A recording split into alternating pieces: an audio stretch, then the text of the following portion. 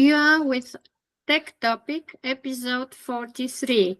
We give you 3 tips in 10 minutes. I'm Nina, I'm with Peggy, Bob, and our very special guest today, Jivko.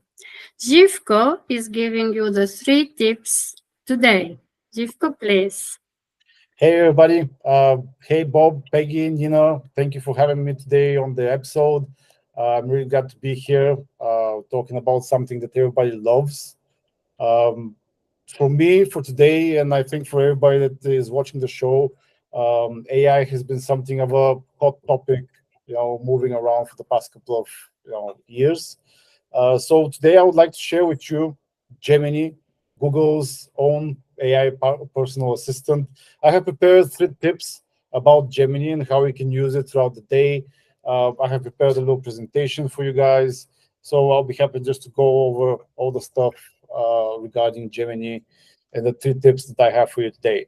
So first of all, don't be shy. Have a chat. Gemini is not your grandpa's AI. It's designed for conversation.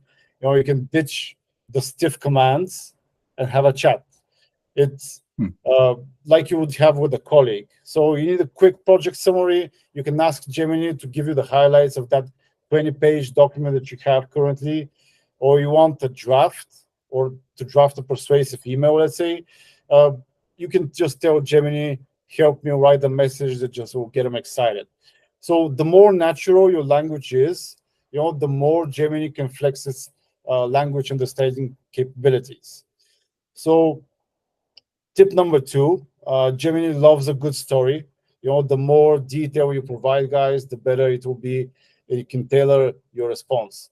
Don't just say, create a slide deck comparing our product to the competition, highlighting key features and customer reviews. You need help with a blog post. Give Gemini, the topic, the target audience, and the desired tone of voice. The more specific your request is, the more amazed you'll be by Gemini's output of that.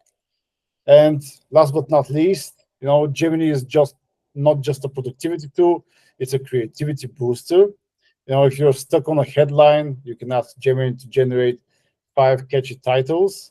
Need fresh ideas for a marketing campaign, let's say. You can just tell Gemini to brainstorm concepts for your new product launch. Or it can even analyze, let's say, customer feedback or for you, or translate documents into multiple languages. So don't be afraid to ask it, experiment and see what this AI virtuoso can do, really. I have a couple of bonus tips for you guys, just like really quick. So Gemini is still learning and growing, so don't be afraid to give it feedback, rate its responses, suggest improvements, and help it become, the ultimate AI companion that you can have. You might be surprised at how much it can do with a little guidance. And for those of you that are really paranoid about privacy, Gemini offers as well an incognito mode for certain interactions. This means your conversations won't be used, to train the AI model or be revealed by humans. It's like putting on a mask for that extra layer of anonymity. And last but not least, I will give you guys something special. This is a prompting book, official guide that is presented from Google. This really changes the way that we prompt and the way that we do, the way that we get our responses from it. So don't forget to scan the QR code. You have access to it. Read through it. Depending on your role, your industry, you can get a lot of ideas on how you can better yourself in your prompting game. Well, this is from me, guys. I hope you enjoyed it. And if you have any questions, I'll be happy to take them to answer about Gemini's AI personality. Thank you, Jivko. Peggy, do you have a question? Yeah, my question is, what is your favorite use of the Gemini AI? Oh, yeah. Well, I have a lot of stuff. My first goal was with the mobile version where it lets you write emails on the go. So you can easily, with 2-3 words, just describe what you want to say, and it will say it. There's a comprehensive message with the context from the previous messages below. But recently I started using the new version, the new additions that they added to the slides, to the Google Slides, which lets you create a whole slide with just a base prompt. So this is really cool. You don't need to go looking for any more pictures or generating first pictures, then adding your bullets on top of the slides. So this is my two new favorites that I've been experimenting and working on recently. But I saw on the personal version, the one that people can get if they don't have a Google Workspace account. So the Gemini Advanced version currently lets you upload documents to it so it can analyze them and review them. Currently, you can upload, I think, up to 20 pages of PDFs and can scan them, read them, and give you a summary format. So those are like my three things that I've been using and I've been testing out last week. Thank you, Jivko. Great 3 tips and the bonus with the scan code. Everyone check the video description for links and details. Very great question. And Bobby, what's your question? Hey, Jivko, there's been some talk online about AI being more specific. And in other words, Gemini, I believe, is more inclusive or a broad umbrella over all sorts of topics. So can you speak to that? I mean, what Google's basic plan is for Gemini? I do a lot of wildlife photography, and I'm looking for, when I prompt Gemini, I'm asking it for, hey, give me a description of this particular flower or this particular mammal. And that might be a little bit difficult for Gemini to zoom in on such a specific topic. Yeah, specifically the Gemini AI within Google Workspace is made to be a productivity booster. So everything regarding your daily work, from emails, from summarizing, from giving you brainstorming ideas, this is, what Google wants to make its general Gemini AI model for Google Workspace. With the other models that are currently in Google Cloud, you can experiment and get all those specifics in place.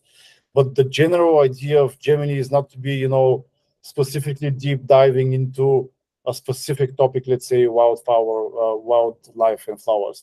It's more of a general helper to get you started on those ideas that you need help with, or getting those drafts that you need to start off with, or getting everything off the blackboard from an idea into the slides, into your docs, and making work happen. This is my view of how Google wants to continue with its Gemini model, making it more work-related and helping you throughout the day, making you more productive.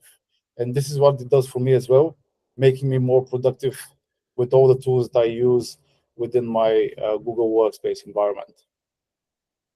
Thank you, Jivko. We have 1 minute more. If you could be really brief. My question is a little bit off topic. I was thinking, how about an employee, a professional who has a dynamic workflow? Say they work remotely with the Google Workspace tools, but they also work on partial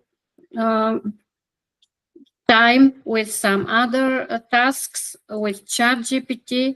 How do you recommend a professional should have these skills balanced with Gemini and ChatGPT and every other tool that is emerging every day? Yeah, there are a lot of tools, competitor products and everything around.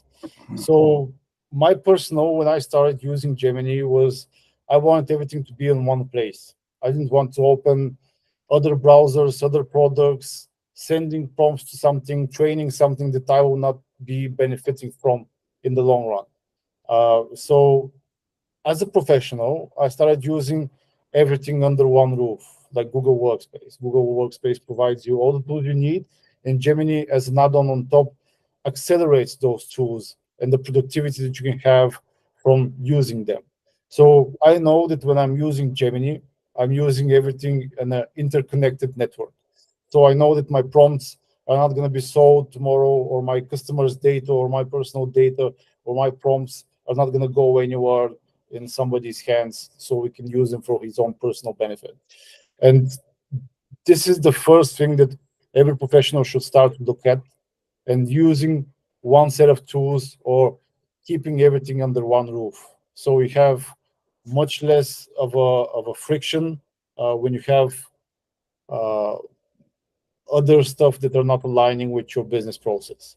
So for us, and I think for the most people, following around in one single umbrella is the thing to go, and the way to work with everything that is coming out AI. Thank you. That is to the point, with interoperability leading us to the future city that we have on our backgrounds, everyone. So interoperability is all it takes in a safe space. Thank you so much for being with us today. Thank you everyone who is watching, listening. Join us again on the 14th of July for the next episode of Tech Topic. See you. Bye. Thank you. Thank you. Bye-bye, guys.